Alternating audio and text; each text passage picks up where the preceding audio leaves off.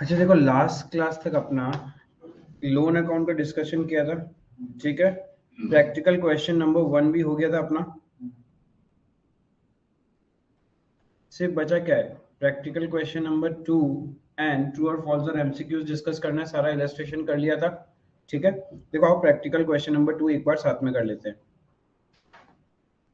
Retirement के अंदर में क्या क्या चीज ध्यान में रखना था, जब भी पार्टनर छोड़ के जाएगा अपन को रिवैल्यूएशन करना है, गेनिंग सैक्रिफाइसिंग रेशियो निकालना है, सेल्फ जनरेटेड गुडविल का एडजस्टमेंट करना है, accumulated profits reserves and losses को बांट देना है, right, and capital adjustment. If question नहीं बोला कि तुरंत पेमेंट कर रहे हैं तो रिटायरिंग पार्टनर का बैलेंस आप क्या करोगे, उसके लोन अकाउंट में ट्रांसफर कर दोगे, एंड इमीडिएटली पे कर रहा है तो कर देंगे। Is it clear? अब लोन का भी पेमेंट यदि आप इंस्टॉलमेंट में करोगे और इंटरेस्ट रेट नहीं बताया तो अपन इंटरेस्ट रेट क्या लेंगे, @6% पर एनम लेना है। बस इतना सा ही तो ध्यान में रखना, और कुछ है ही नहीं उसके अंदर।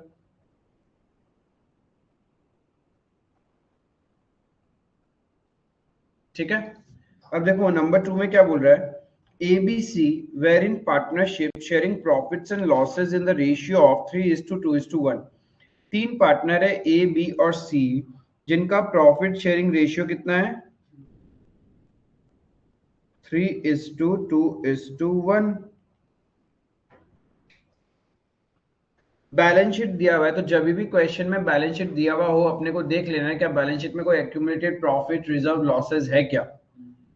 इस बैलेंस शीट में कुछ भी नहीं दिखाई दे रहा, सिर्फ कैपिटल बैलेंस है। आगे बोला A on account of ill health give notice that he wish to retire from the firm. A हमारे बिजनेस को छोड़ के जा रहा है, ठीक है भाई। क्वेश्चन में मांगा क्या है, जर्नल है या लेजर है, necessary entries, capital account, cash account and balance sheet of B and C after giving effect to the above arrangements on the retirement of A. यानी जर्नल भी करना है, फिर कैपिटल अकाउंट भी बनाना है, कैश अकाउंट भी बनाना है और बैलेंस शीट भी बनाना है, ठीक है। Point number 1, the profit and loss account for the year ending 31st March 22, which showed a net profit of 42,000, was reopened। उसको हमने फिर से खोला, क्यों? B was to be credited with ₹6,000 as bonus in consideration of the extra work। यानी हमने B को bonus नहीं दिया था, हमें वो देना है, इसलिए हमने क्या किया, रीओपन किया। रीओपन का मतलब है जो हमने प्रॉफिट बांट के रखा होगा, कुछ गड़बड़ी हो गया उसके अंदर में, तो जब हमने पार्टनर्स को प्रॉफिट बांटा होगा तो उनका कैपिटल क्रेडिट किया होगा और पीएनएल एप्रोप्रिएशन डेबिट किया होगा। अब हम उनसे वापस लेना पड़ेगा, फिर सब कुछ ठीक करके करेक्ट प्रॉफिट हम उनको देंगे, ठीक है। 6,000 का बोनस देना है। The profit sharing basis was to be revised and the revised ratio is 2:3:1। यानी हमने प्रॉफिट किस रेशियो में बांटा था और हमें बांटना है, तो पहले जो प्रॉफिट बांटा था वो वापस ले लें। अब देखो फाइनेंशियल ईयर एंड हो चुका है, ठीक है, तो आप पीएनएल एप्रोप्रिएशन अकाउंट नहीं खोल सकते, तो आप क्या खोलोगे, पीएनएल एडजस्टमेंट अकाउंट, ठीक है। हम पार्टनर से 42,000 का प्रॉफिट वापस ले लेंगे तो एंट्री क्या होगा, पार्टनर्स कैपिटल अकाउंट डेबिट, यानी as capital account debit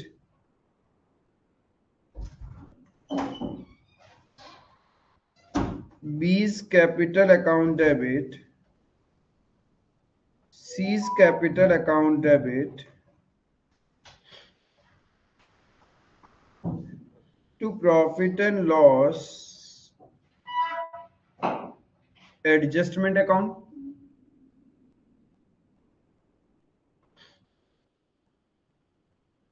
being profit taken back 42,000 है, वापस ले लेंगे 3:1 में, तो कितना कितना 21,000, 14,000,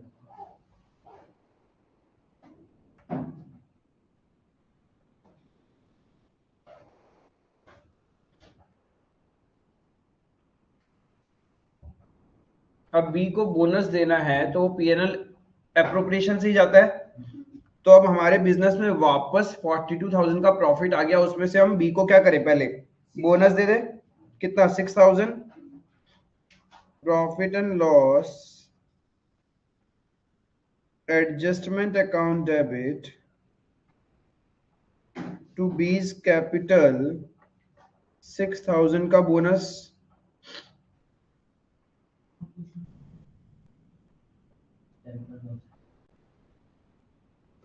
being bonus credited,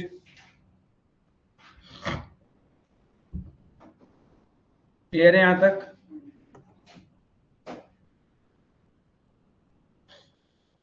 उसके बाद अब जो भी प्रॉफिट बच गया वापस बांट देते हैं किस रेशियो में,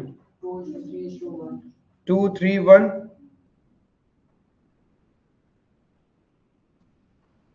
profit and loss adjustment account debit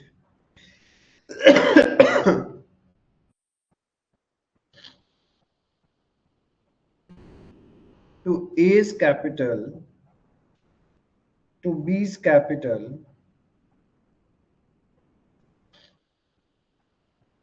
to C's capital, being profit distributed in the ratio 2:3:1,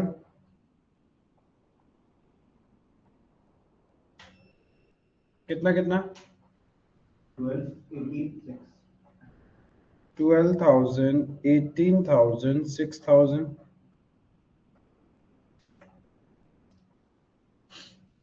That's my point number one.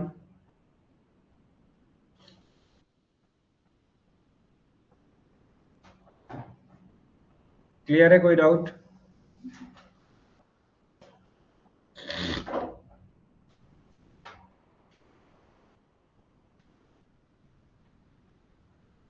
Point number two. Goodwill was to be valued at 2 years purchase of the simple average profit of 5 years. Profit of these 5 years ending on 31st March were as follows. यानी ये कैसा goodwill है? Self generated goodwill हुआ. इसका क्या adjustment करना है? Gainer to sacrificer. तो आपको कहीं ना कहीं गेनिंग सैक्रिफाइसिंग रेशियो चाहिए. क्या फ्यूचर का रेशियो बता रखा है क्या क्वेश्चन में? बता रखा है नीचे पैराग्राफ में. B and C agreed as between themselves to continue the business sharing profits and losses in the ratio. तो ओल्ड रेशियो क्या है? यस 2:3:1 ओल्ड रेशियो हो गया और फ्यूचर रेशियो है 3:1. तो ठीक है, अपना रहेगा गेनिंग सैक्रिफाइसिंग रेशियो भी निकालना रहेगा. पहले गुडविल निकालते हैं वर्किंग नोट में, थोड़ा स्पेस छोड़ के.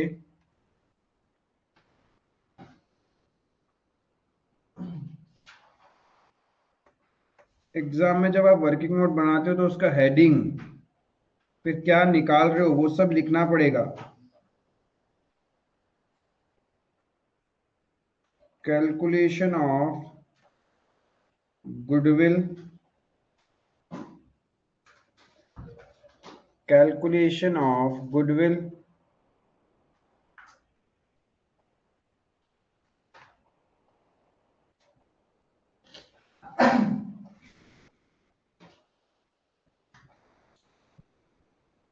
नॉर्मल है. इन सारे प्रॉफिट्स को क्या करें, एवरेज, सिंपल एवरेज ही बोला. नंबर ऑफ ईयर्स परचेज 2 है, तो average profit into number of years purchase. Goodwill is equals to average profit into number of years purchase. तो एवरेज प्रॉफिट आपका कितना आ रहा है? 56,000 is the average profit. और number of purchase 2 है. Goodwill 56,000 आ रहा है, राइट? यहां तक कोई दिक्कत? अब गेनिंग सैक्रिफाइसिंग रेशियो भी निकालना है.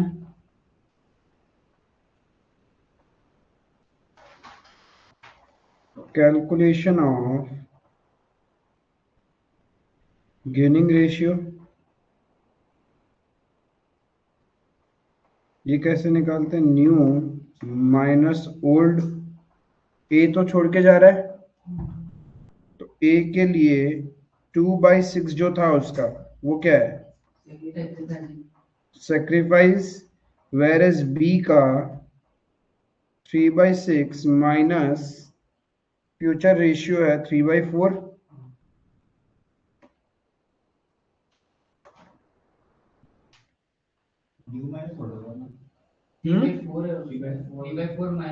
अच्छा 3/4 माइनस 2/6, 2/6 थोड़ी है, 3/4 माइनस 3/6 3/6 है ना, 231, तो कितना आ जाएगा? Minus 3/12 3/12 gain. देन सी का न्यू रेशियो है 1/4, ओल्ड रेशियो 1/6, तो 1:2 1/12, ये भी गेन है। भैया हाँ। ये जो क्वेश्चन है ना, इसमें जो ओल्ड रेशियो था 2:3:1 और न्यू रेशियो है 3:1, तो ए का तो 2 अलग ही और इन लोगों का तो पहले वाला ही है 3:1, तो मतलब इमीडिएटली तो यही सेक्रीफाइसिंग रेशियो बन जाता है। हाँ 3:1 वो तो है। लेकिन एग्जाम में तो ऐसे लिख के नहीं आ सकते ना, प्रेजेंट करना पड़ेगा, उनको दिखाना पड़ेगा कि आपको कैलकुलेट करना आता है। सेम है तो भी दिखाना पड़ेगा। जब न्यू और ओल्ड दिया हुआ रहेगा तो शो करके आना पड़ेगा। जब कुछ नहीं बोला तब अज्यूम होता है कि ओल्ड रेशियो ही तुम्हारा गेनिंग रेशियो या ओल्ड रेशियो है सैक्रिफाइसिंग रेशियो। क्लियर है? तो गुडविल एडजस्टमेंट कर सकते हैं। यहाँ पे क्या होगा? गेनर है बी और सी और सैक्रिफाइजर ए, तो एंट्री क्या हो जाएगा?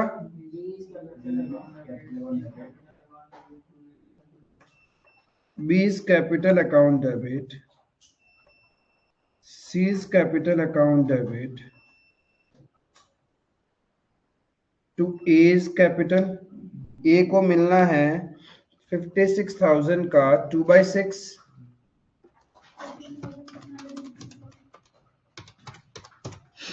18,667 और उसको वो कौन देगा?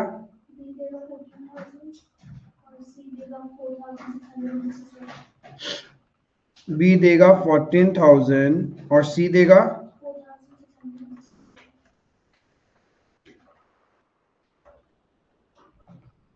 being adjustment made for goodwill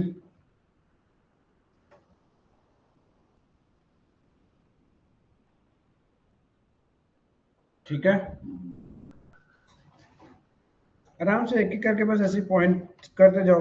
fixtures are to be valued at 39,800 and provision of 2% was to be made for doubtful debt and the remaining asset was to be taken at their book value। Revaluation बोल रही है।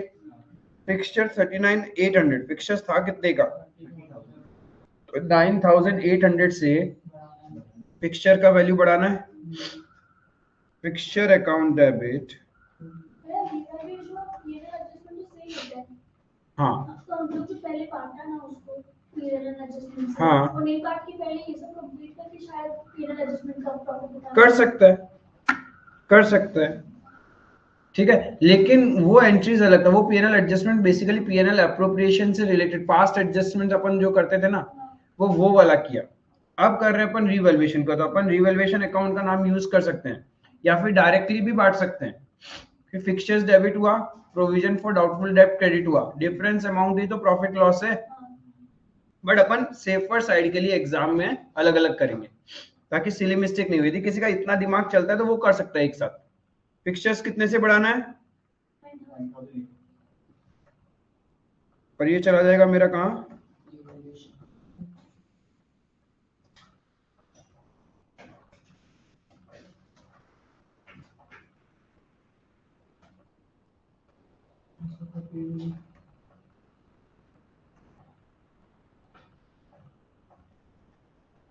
फिर PDD बनाना है।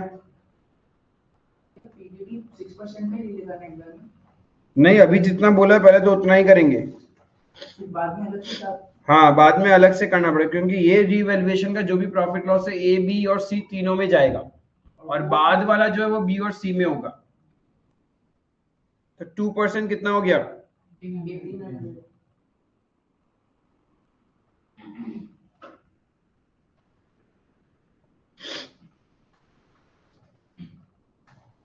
being provision created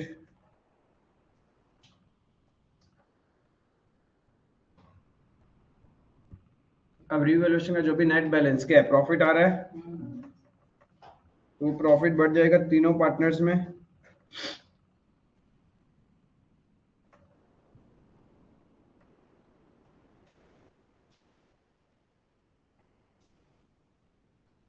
to A's capital to B's capital to C's capital। Profit कितना है? 8000। कितना कितना आ जाएगा?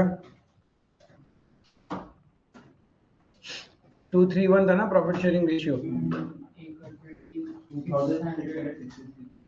2667 एक का 4000। 1330।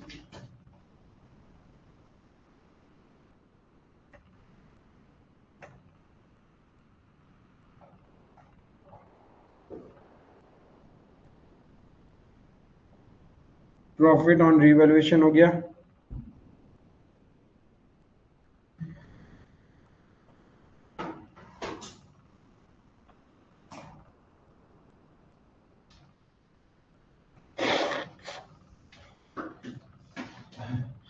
क्लियर है यहां तक?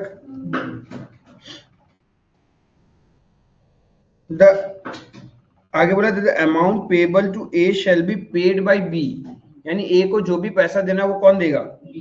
बी दे रहा है तो ए का सेटलमेंट हो रहा है, ए कैपिटल अकाउंट डेबिट, लेकिन बी कोई दानवीर करंट थोड़ी ना है, बिजनेस से तो देगा ही वो बाद में। तो to B's capital being A's account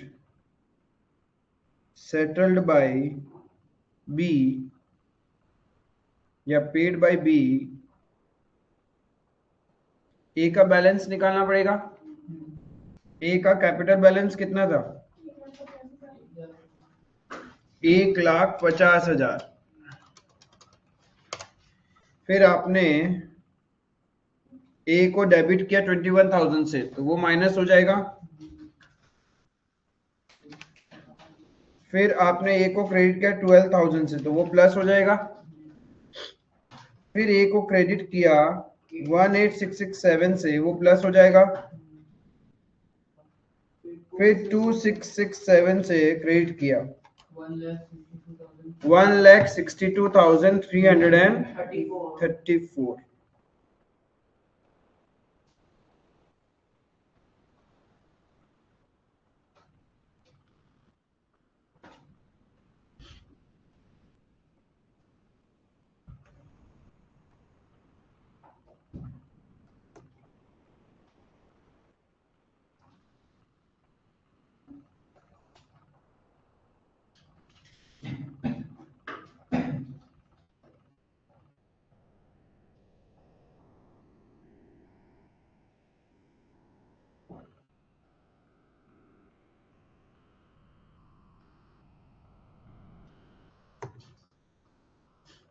हो गया? अब क्या करना है? अब वो पीडी सारा बुक वैल्यू आगे बोला बाकी तो बुक वैल्यू पे रहेगा। आगे देखो क्वेश्चन में क्या बोल रहा है, B and C agreed as between themselves to continue the business, sharing profits and losses in the ratio 3:1 and decided to retain fixture in the books at the revised value। और fixture का जो revalue किया था उसी value पे रहेगा मेरे books में, ठीक है कोई बात नहीं है। फिर आगे क्या बोल रहा है, increase the provision for doubtful debt to 6%। मतलब प्रोविजन फॉर डाउटफुल डेट क्या करना है? 4% से और बढ़ाना है। तो 4% से और बढ़ाना है मतलब ऑलरेडी 2% हमने कर रखा है 1800, तो 4% और बढ़ाना है तो कितना? 3600। देखो टोटल 6% करना है डेटर्स है 90,000, 90,000 का 6% होता है 5400, इसमें से 1800 हम ऑलरेडी क्रिएट कर चुके, तो और कितना करना है, समझ में आया? तो 3600 का जब प्रोविजन बनाएंगे, बियर कौन करेगा? ए तो जा चुका,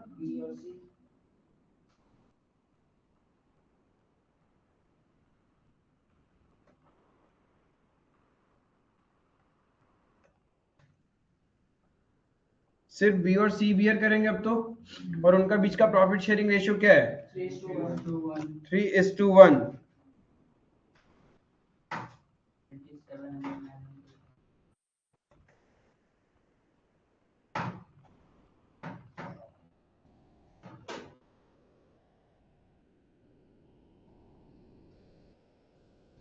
ये ठीक है?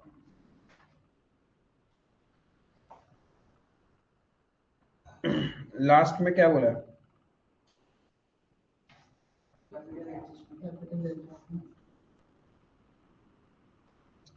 Total capital of the firm will be rupees 3 lakh as before to be maintained in the new ratio. तो कैपिटल एडजस्टमेंट है ये तो, ठीक है, और बाकी तो कुछ नहीं, नॉर्मल है। तो capital adjustment partners capital account बना के कर सकते हैं, क्वेश्चन ने तो बोला ही है।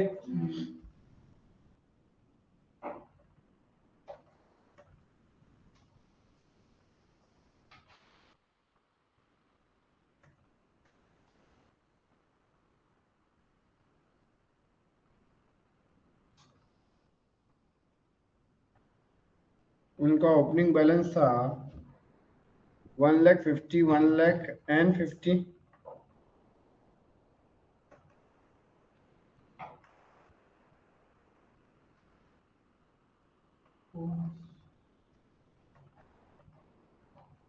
हमने उनसे प्रॉफिट ले लिया था एक बार का वापस, कितना कितना,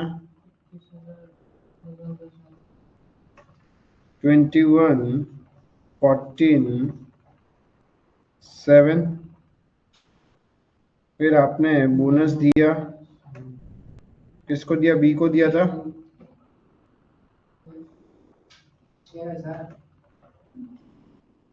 फिर वापस प्रॉफिट बांट दिया था।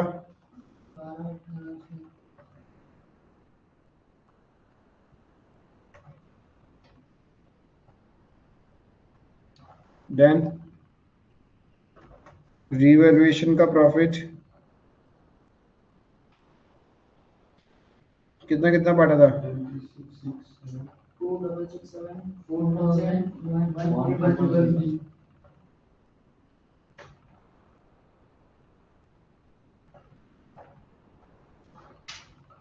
और क्या किया था? गुडविल एडजस्टमेंट, रिवैल्यूएशन तो हो गया बाय बी एंड सी। ए को कितना मिला था?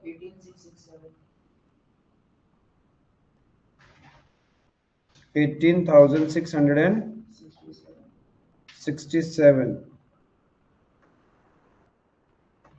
To as capital. बी ने कितना दिया?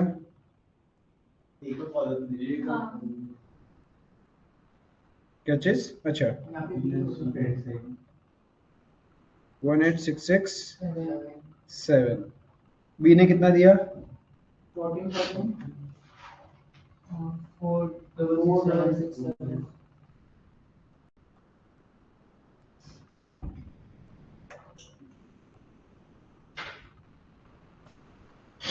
और कुछ?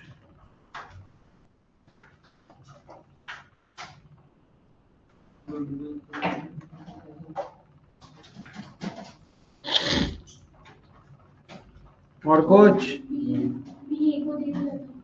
बी ने ए को दिया ना, तो बी का कैपिटल बढ़ेगा बाय एज कैपिटल। कितना अमाउंट पे किया बी ने?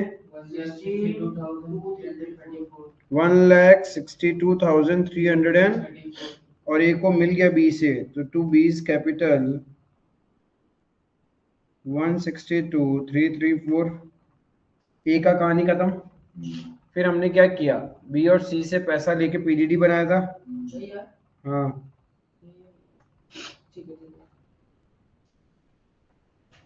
एक लास्ट एंट्री किया था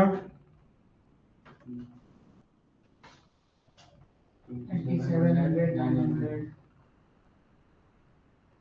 ठीक है। फाइनल बैलेंस शीट हमें पता है कितना होना चाहिए, 3 लाख रुपए इन द रेशियो 3:1, कितना 2,25,000 और 75,000। कितना होना चाहिए फाइनल बैलेंस शीट।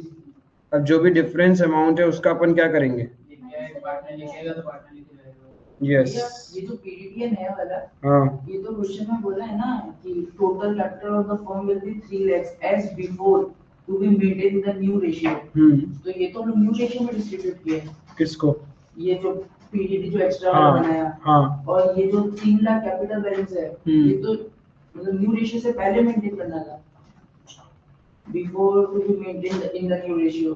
बिफोर जैसा था वैसे ही अभी रखना है, लेकिन न्यू रेशियो में रखना है। पहले उन सबका मिला के 3 लाख रुपए था ना, बोलता है अभी भी 3 लाख रुपए ही कैपिटल रहेगा, लेकिन बी और सी का रहेगा, that too as per the new ratio.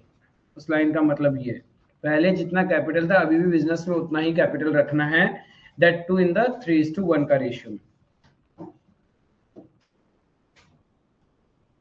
तो निकालो भाई किसका ज्यादा है किसका कम है,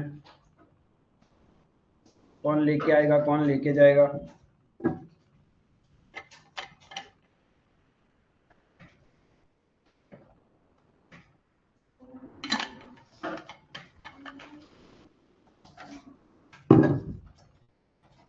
बी का डेबिट साइड, हाँ क्या चीज, बी का डेबिट साइड में यानी बी का ज्यादा कैपिटल है हाँ, तो उसको दे दो 34,634। 34,634। ठीक है भाई, और सी लेके आएगा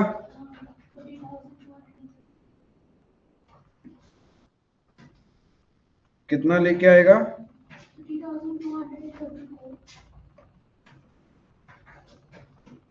30,234।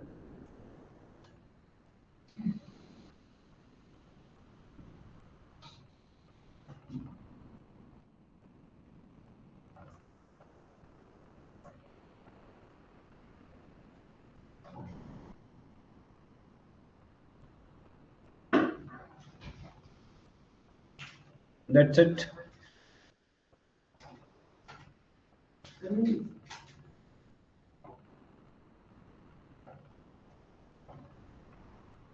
समझ में आया,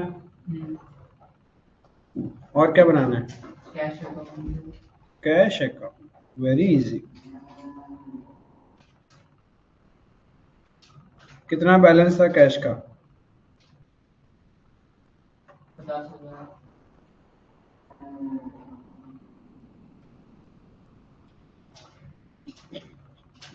सी लेके आया 30,000।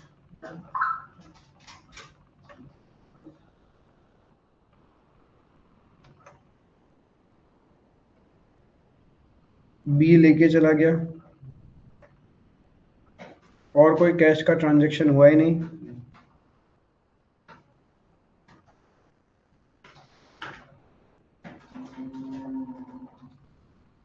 45,610।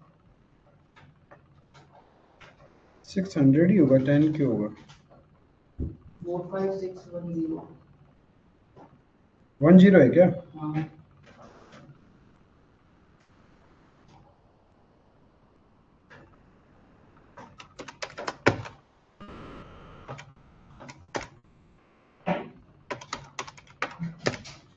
45,600 ही तो है, 10 का है।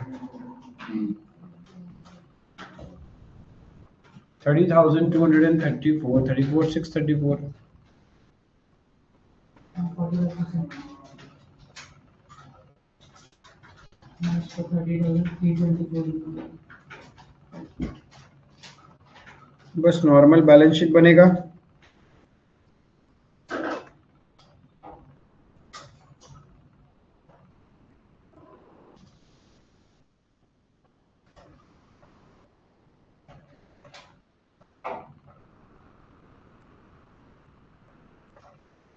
Balance sheet as of 31st March 22 after A's retirement.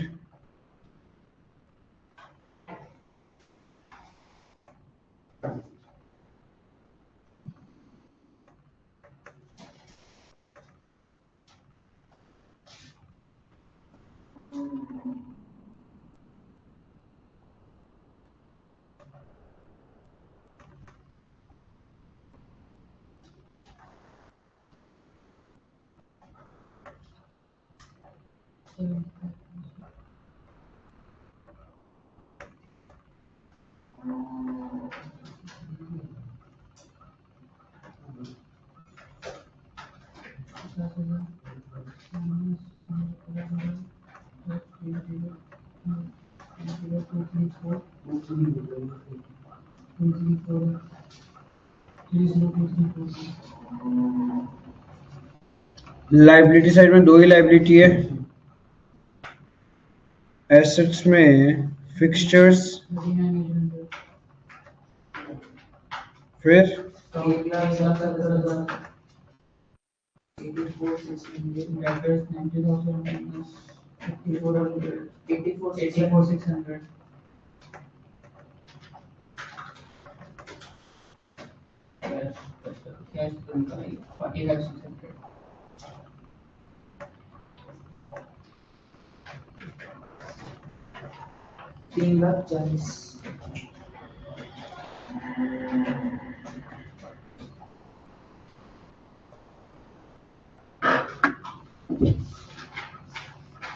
समझ में आया रिटायरमेंट का क्वेश्चन?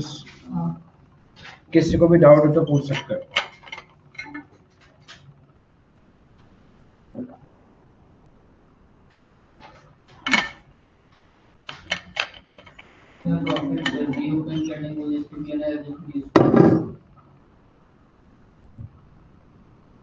पहले प्रॉफिट पूरा वापस जितना 40,000 पहले होल्ड रेशियो में आप लिया, फिर एडजस्टमेंट करना, फिर वापस उसका प्रॉफिट बांटा, तो उसी रेशियो में बांटा, 2:1 न्यू रेशियो मतलब जो डिसाइडेड रेशियो है। हाँ, इसमें 3:1 से पहले ये कोई काम नहीं मतलब लिया था प्रॉफिट जो पहले दिया होगा वो तो हमने उसी रेशियो में दिया होगा ना, उस रेशियो में 3:1 में पहले प्रॉफिट दिए 42 हाँ, फिर एडजस्टमेंट करने के बाद 2:1 में प्रॉफिट बांटा। हाँ,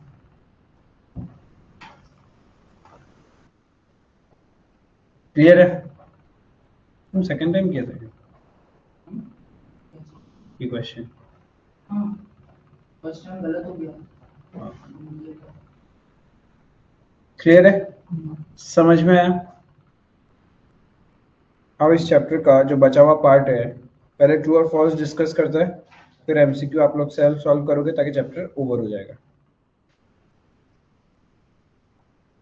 और फिर से बोल रहा हूँ, स्टडी मैथ के पीछे के सारे ट्रू और फॉल्स इंपॉर्टेंट होते हैं। आपका आईसीआई यहीं से 12 मार्क देता है।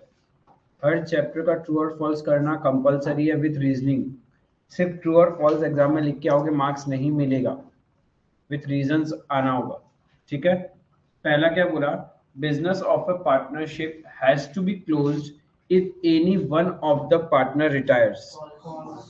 बिजनेस थोड़ी क्लोज करते हैं हम लोग, जस्ट क्या करते हैं, पार्टनरशिप फॉर्म का रिकंस्टिट्यूशन करते हैं।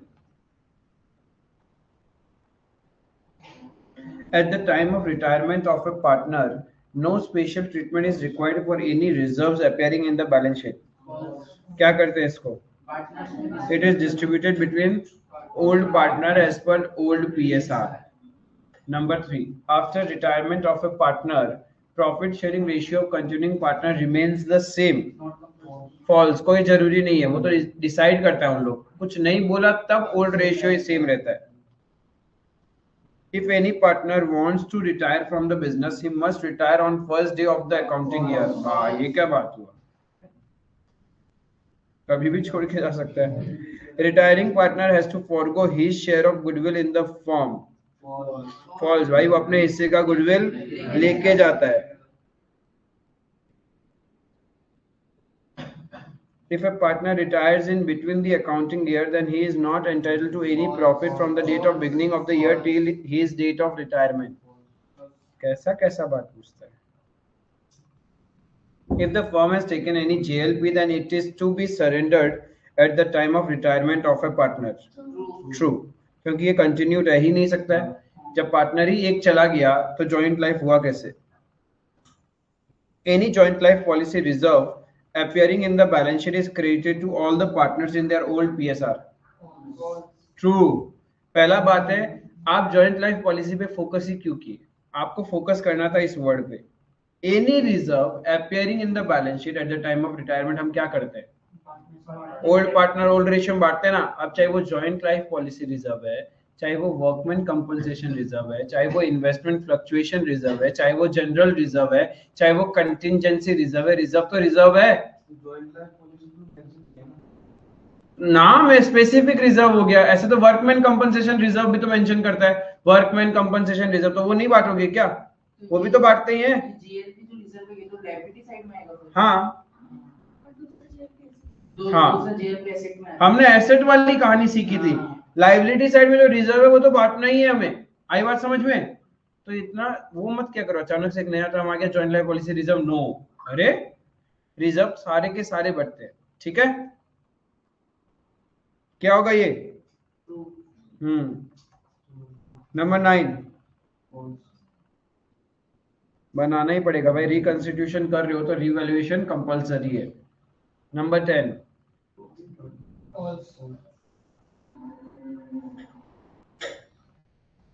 सबको मिलता है, प्रॉफिट और loss from revaluation is credited to old partners, old PSR. आई बात समझ में? एमसीक्यूज ट्राई करो, फटाफट सारे एमसीक्यू सॉल्व करो, इससे पूरे कंसेप्ट रिवाइज हो जाएंगे। कोई भी दिक्कत होगा तो मेरे को बताना, पहले सारे सॉल्व कर लो, ठीक है? फिर एक साथ डिस्कस कर लेंगे।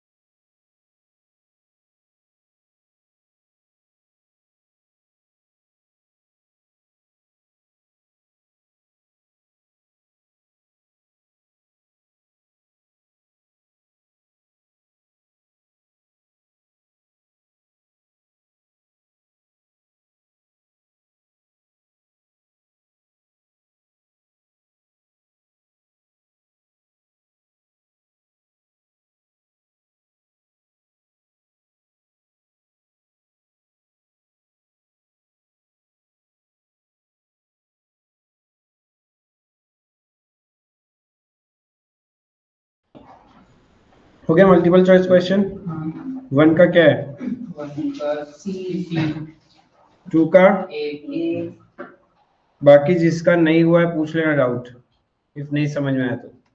3 का, सी 4 का, बी 5, ए 6, सी 7, बी 7 का बी है भाई 3 का सी अच्छा 3 नहीं हुआ, ठीक है समझा देगा। 8, सी 3 नहीं हुआ, ठीक है समझ गया। क्या बोला? A, B and C takes a joint life policy after 5 years. B retires from the firm. Old PSR 2:2:1. After retirement, A and C decides to share profits equally. यानी A, B और C पहले से partner है, profit sharing ratio 2:1। B retire हो रहा है और future में A और C इक्वली शेयर करेंगे। They had taken a joint life policy of this. With the surrender value of this, what will be the treatment in the partner's capital account on receiving the JLP amount if JLP policy is maintained at the surrender value? आप थे नहीं ना पिछले class में, देखा भी नहीं, कैसे पता होगा? If JLP account is maintain, इसका मतलब JLP बैलेंस शीट में आ रहा है, और बैलेंस शीट में आ रहा है मतलब सरेंडर वैल्यू बैलेंस शीट में है, तो अब हमें सिर्फ पैसा मिलेगा, कुछ करना ही नहीं है। इससे ज्यादा मिलेगा तो वो प्रॉफिट मान के हम लोग ओल्ड पार्टनर ओल्ड PSR में बांट देंगे।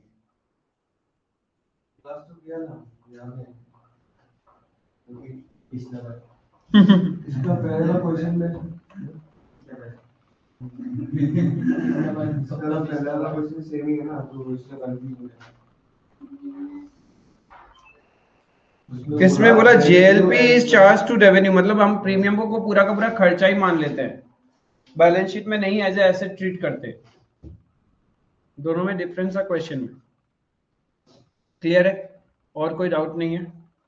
ठीक है, with this we cover our entire chapter retirement of a partner. That's all for today, thank you.